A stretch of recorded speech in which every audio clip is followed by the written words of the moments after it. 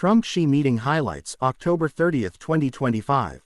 Hey everyone, here's a quick rundown for all of you following along on the latest between Donald Trump and Xi Jinping. And trust me, you'll want to stick around to the end because this one could really ripple out for both of them and us too.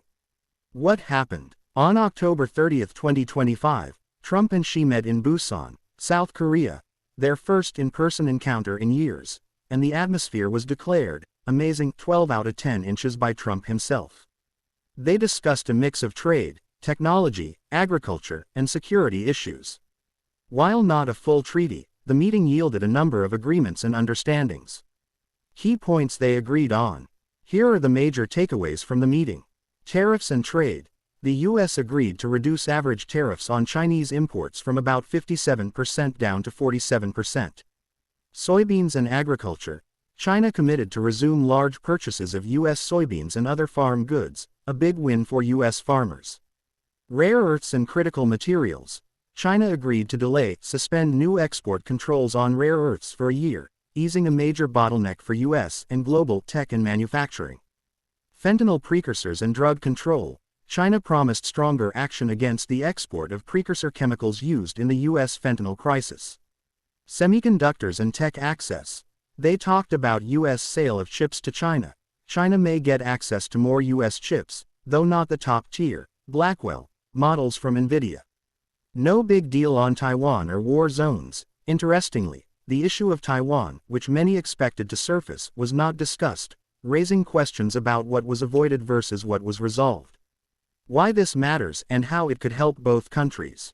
For the U.S., farmers get access again to China's huge market. U.S. firms reliant on rare earths and other materials get breathing room. Some stability returns to a relationship that has been shaky for business. For China, by thawing some tensions, China avoids deeper punitive measures, keeps critical export paths open, and signals it can negotiate from strength rather than being trapped in retaliatory loops. Globally, the two largest economies easing off direct conflict is good for global markets, supply chains, and industries that depend on stable U.S.-China cooperation, tech, agriculture, manufacturing. Longer term.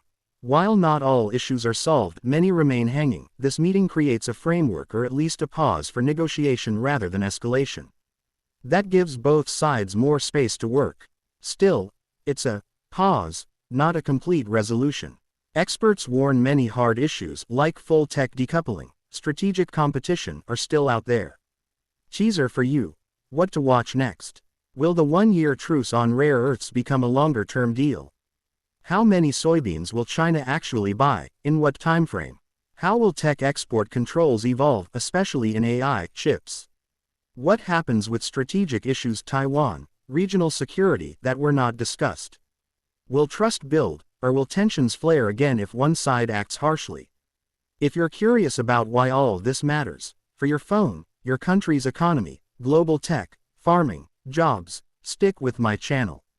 I'll be breaking down the ripple effects, what it means for Africa, yes, we're part of the story too, and what to keep your eyes on. Right finger so if you enjoyed this rundown and want the deep dive every time something big like this happens, hit subscribe or follow, and ring the notification or turn on alerts so you don't miss it. Thanks for tuning in. Stay sharp and see you next update.